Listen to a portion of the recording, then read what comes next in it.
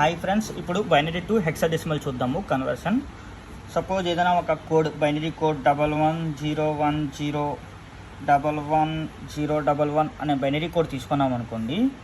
మనం binary to octal చేసినప్పుడు ఇచ్చిన కోడ్ని 3 పార్ట్స్ కింద డివైడ్ చేసుకున్నాం. ఇప్పుడు హెక్సాడెసిమల్లో 4 పార్ట్స్ కింద డివైడ్ చేసుకోవాలి. అండ్ దట్ టు రైట్ నుంచి లెఫ్ట్కి చూడాలి. ఇప్పుడు రైట్ నుంచి లెఫ్ట్కి 4 పార్ట్స్ అంటే 1101 ఇదొక పార్ట్. అండ్ 1010 ఇదొక పార్ట్.